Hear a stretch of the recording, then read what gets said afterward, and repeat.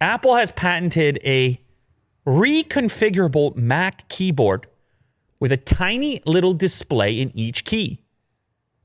And this actually reminded me of a product that came out a long, long time ago that I actually purchased because of this whole unbox therapy enterprise. You know, you end up acquiring strange gadgets. This was kind of the holy grail of bizarre or unusual keyboards once upon a time. It was called the Art LebDev Optimus.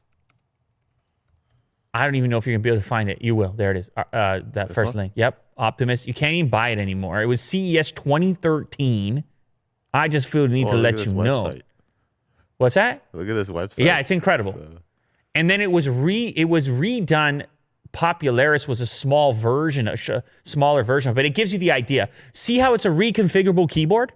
Mm-hmm. And depending on which application you're in, the entire thing shifts around, including a section that kind of looks like Apple's current touch bar at the top. Now, I don't even think this thing is in studio anymore. I probably should have collected it. I don't know. Maybe Vin sold it. I can't remember. It was introduced at the Consumer Electronics Show 2012, actually. I think I said 2013. And just tremendous potential. Now, the keys didn't feel all that great. They had to fit an OLED display in there, and that was whatever OLED tech was available in that era, in that year. They were a bit clunky. The whole thing was quite heavy. I think it had a separate power supply or required 2 USB ports. But a cool idea, and not something that most of the planet got to interact with. Now, maybe these components are miniaturized now. Maybe there's a way in which Apple can do a version of this inside of the MacBook, which could create something a lot cooler than just the touch bar. I mean, you reminded me of the Stream Deck that we use for this show now. The Stream Deck. That's exactly what it is.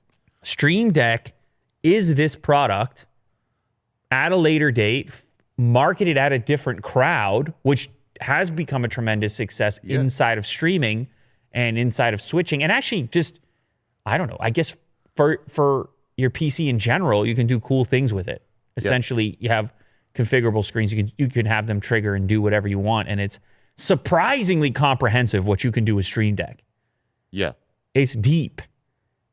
And so, if you're a company like Apple, you're paying attention and you're recognizing, okay, maybe there's something here. Now, filing a patent is not making a product. Making a product is obviously complicated. And Apple kind of just got out of a keyboard fiasco with the butterfly key switches. So are they prepared to do something this innovative, and how quickly, and still to maintain a functional tactile keyboard? I don't know that we're going to see it anytime soon, but it's interesting nonetheless to know what they're working on and to imagine what that might be like, because the laptop, at least the form factor, the keyboard, screen, trackpad thing, has kind of been the same for a really long time now. Yeah. I could just imagine you can eliminate a lot of these keys. Like even the top here could be, like the F keys could be dialed to the number key. The number key row. So yeah, it could be miniaturized in a sense. This would allow users to set up different keyboard layouts that change the entire key labels for specific applications, including games, programming, or video editing. You have all your shortcuts mapped out. You could be in Photoshop, all your tools right on the keyboard. Cool idea. In my experience, difficult to implement as your main keyboard.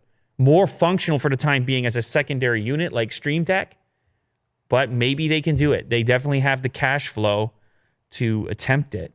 So we'll have to wait and see what develops over there. Just a patent application for the time being.